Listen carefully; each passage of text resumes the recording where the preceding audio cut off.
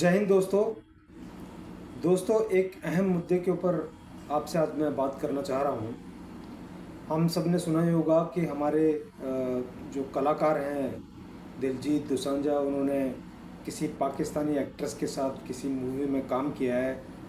पता नहीं, मैं ज़्यादा इसके बारे में जानकारी नहीं रखता हूँ, पर इसके बारे में काफ़ी जो है वो क्रिटिकल एनालिसिस हो रहा है, लोग बातें कर रहे हैं। भारत में उनके खिलाफ बातें हो रही हैं। उन्होंने भी बयानबाजी की है कि उनको इनसे कोई फ़र्क नहीं पड़ता है, उनको कोई काम दे ना दे, कोई उनको जाने ना जाने, वो तो म्यूज़िक लवर हैं और वो इन चीज़ों से बहुत ऊपर है।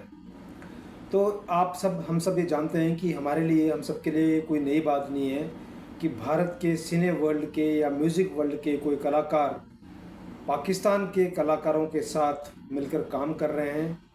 और हम उनके कई इतने जो है सिंगर्स हैं जिन्होंने, और एक्टर्स हैं जिन्होंने यहाँ पर भारत में आकर ही नाम कमाया है, पैसा कमाया है, और उनकी पूरी जो वजूद है वो भारत में काम करने से है। ऐसे बहुत सारे लोग हैं, बहुत सारे पाकिस्तानी एक्टर हैं, कलाकार हैं।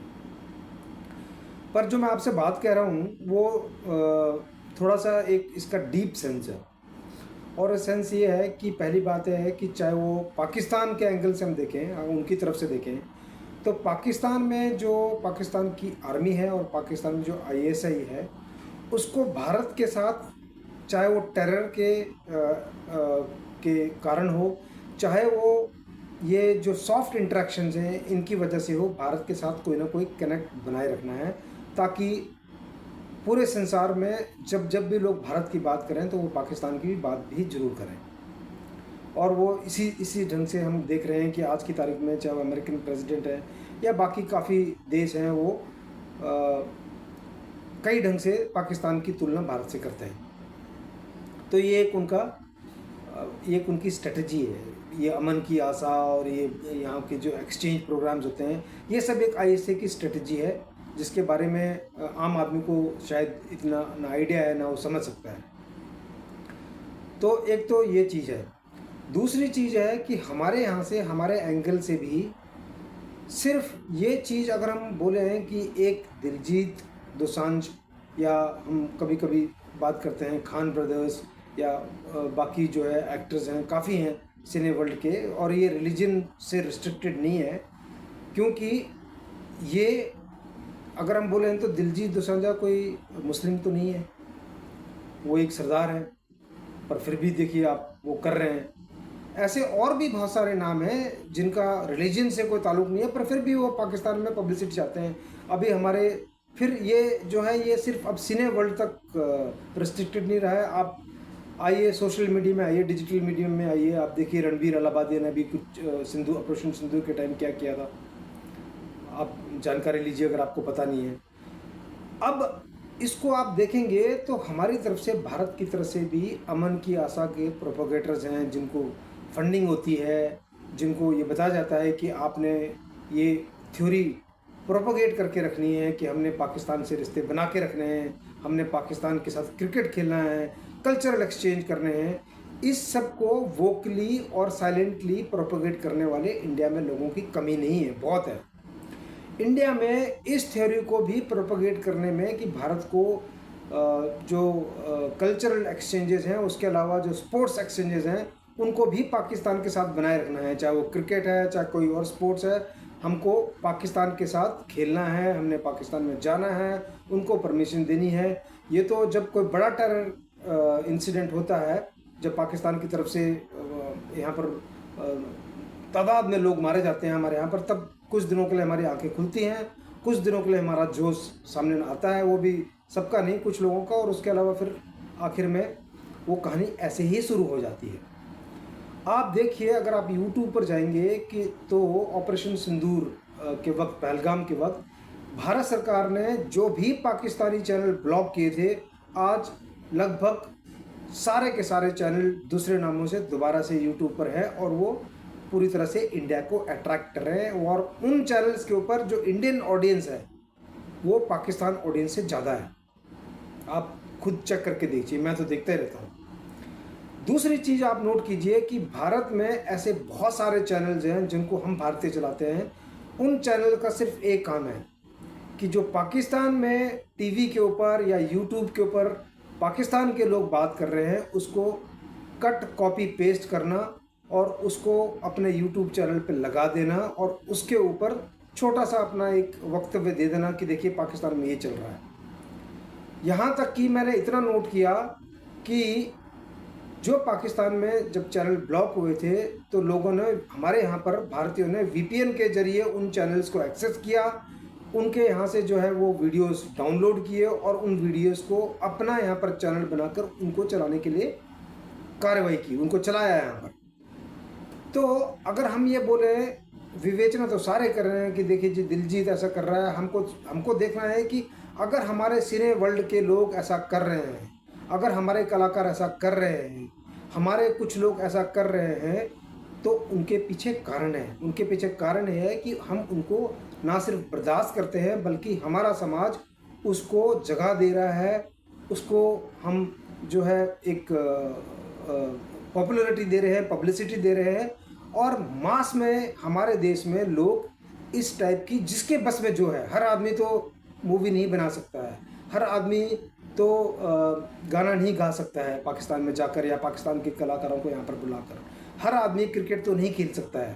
पर अगर आप देखेंगे सोशल मीडिया में आज की तारीख में जो इन्फ्लुएंसर्स हैं वो पाकिस्तान के ऑडियंस को इन्फ्लुएंस करने की कोशिश कर रहे हैं। आम लोग हैं जिन्होंने छोटे छोटे चैनल खोले हैं जिसके ऊपर वो पाकिस्तान, जैसा कि मैंने बताया, पाकिस्तान के जो वहाँ पर यूट्यूब चैनल्स होते हैं या वहाँ का जो टीवी है उसके क्लिप्स को कट कर कर लगाते हैं और उसके ऊपर उनके जो फॉलोअर्स हैं वो लाखों में हैं। तो हम वो ना सिर्फ फॉलो कर रहे हैं, हम सिर्फ आईएसआई की स्ट्रेटजी है जो उनका यहाँ पर कल्चरल टेरर प्लान का जो प्लान है, हम उसको ना सिर्फ हवा दे रहे हैं बल्कि उसको हम पूरा साथ दे रहे हैं। किस लिए? क्योंकि हमको थोड़ी सी पब्लिसिटी मिलती है, हम ये दिखाना चाह रहे हैं कि देखिए हम तो पीस लवर हैं, हमें फ़र्क नहीं पड़ता है कि हमारे यहाँ पर जो है पाकिस्तान स्पॉन्सर टेररिस्ट कितने हमारे लोगों को काट रहा है, कितने हमारे लोग मारे जा रहे हैं, कितनी यहाँ पर जो है वो टेरर फैलाया जा रहा है, उस चीज़ से हमको फ़र्क नहीं पड़ता है। वो सिर्फ चंद दिन की कहानी होती है, हफ्ते 10 दिन की। उसके बाद जो है भारतीय सेना के कितने जवान मारे जा रहे हैं, हज़ारों की तादाद में हमारे जवान 1947 के बाद अभी तक वहाँ मारे गए हैं। हम सिर्फ दिखाने के लिए, कुछ टाइम के लिए जो है वो भारत माता की जय और अमर रहे के नारे लगाते हैं। उसके बाद हमारी वही चाल, वही हड्डी हो जाती है, वही हड्डी वही चाल कि हमको तो पब्लिसिटी चाहिए, हमको फॉलोशिप चाहिए, हमको हमारा जो है हमारी बनाई हुई मूवी पाकिस्तान में चलनी चाहिए। पाकिस्तान के कलाकारों को जैसे बाउंड्री नहीं होती हैं, उनका कोई नेशन का जो है वो स्वरूप नहीं होता है, वो किसी भी नेशन में जाके काम कर सकते हैं। तो भाई अगर आप किसी भी नेशन में जाके कर सकते हैं, आपको पाकिस्तान से इतना प्यार है, तो फिर आपको ये डिसाइड कीजिए कि आपको कहाँ रहना है, क्या करना है, आप डिसाइड कीजिए आप। क्योंकि जो जवान, बड़े दुख की बात है, मैं बहुत, क्योंकि मैं खुद सोल्जर हूँ, तो ये बहुत दुख की बात है कि असलियत ये है कि वो सिर्फ चंद मिनटों की, चंद लम्हों की कहानी होती है जब एक सोल्जर इतनी बुरी मौत मारा जाता है। और अब तो सिविलियंस भी मारने शुरू कर दिए हैं, अभी जो पहलगाम का किस्सा आपने देखा, पर हमें फ़र्क नहीं पड़ता है। हमने उसके बावजूद, ये पहलगाम का कत्लेआम होने के बावजूद, उसके बाद हम जाके जो है उनके चैनल्स का जो वो है वो कट कॉपी पेस्ट करके लगा रहे हैं, चला रहे हैं। वही चैनल्स दोबारा से दूसरे नाम से आ गए हैं। उनकी फॉलोशिप हिंदुस्तान में ज़्यादा है, पाकिस्तान में इतनी नहीं है, क्योंकि पाकिस्तान में काफ़ी वो लोग अनपॉपुलर भी हैं। हम उनको फॉलो कर रहे हैं, हम जो है, तो ये मैं ये कह रहा हूँ कि हमारे समाज का एक प्रकार का डीएनए है। ये सिर्फ अगर हम बोलें कि हम एक कलाकार को या चंद कलाकारों को, चंद एक्ट्रेसेस को ब्लेम कर देंगे, एक्ट्रेस को ब्लेम कर देंगे, तो उससे कोई फ़र्क नहीं पड़ता है, क्योंकि हम सब उनको इंस्टिगेट करते हैं, सपोर्ट करते हैं। तादाद में हम उनको जो है ये खुली छूट देते हैं कि आपको जो करना है आप कीजिए, आपको हमारी तरफ से पूरा सपोर्ट है। आप उनकी मूवी भी देखेंगे, आप उनके गाने भी सुनेंगे, वो चार्ट्स में जो है वो नंबर 1, नंबर 2 पे ट्रेंड करेंगे। वो मूवी करोड़ों में, हज़ारों करोड़ों में वो मूवी पैसा बनाएगी और उन एक्टर्स को एक ढंग से पब्लिसिटी मिलेगी कि ये तो अमन की आशा वाले लोग हैं, ये तो दोनों देशों के बीच में समझौता चाहते हैं, शांति चाहते हैं। तो ये सब एक आईएसआई का बना हुआ जाल है, हम उस जाल में फंस रहे हैं और सिर्फ बॉलीवुड नहीं फँस रहा है, बहुत आम लोग भी फँस रहे हैं। हम लोगों को पता नहीं हमारी आँखें खुलेंगी या नहीं खुलेंगी, क्योंकि पाकिस्तान में आप लोगों की आँखें खुली हुई हैं। वहाँ के एक्टर्स या वहाँ के कलाकार कभी नहीं कहते कि हमारे यहाँ से टेरर स्पॉन्सर हो रहा है या हमारी आर्मी गलत कर रही है या हमको जो है जो टेरर पाकिस्तान फैला रहा है उसके ऊपर, बल्कि वो तो उल्टा उनको सपोर्ट करने में आते हैं, उनके लिए रैलियाँ करते हैं, उनके फेवर में वो आकर कमेंट्स करते हैं, ट्वीट करते हैं, सब कुछ करते हैं। भारत में ये स्थिति नहीं है। Freedom of speech, freedom of expression को का जितना मैं कहूँ कि शोषण भारत में हो रहा है उतना कहीं और हो नहीं सकता है। आम लोगों की आंखें खुलनी चाहिए। अगर आम लोगों की, हम मेरी आपकी हम सब की आंखें खुलेंगी तो फिर सिने जगत की भी आंखें खुलेंगी, फिर बॉलीवुड की भी आंखें खुलेंगी, फिर खान्स की भी आंखें खुलेंगी, फिर दिलजीत दोसांझ की भी आंखें खुलेंगी, सबकी आंखें खुलेंगी, प्रोवाइडेड हम इसके बारे में सीरियसली सोच लें।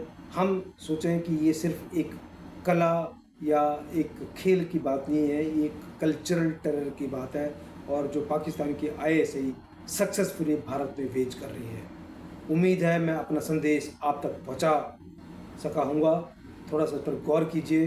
बहुत बहुत आभार, धन्यवाद, जय हिंद।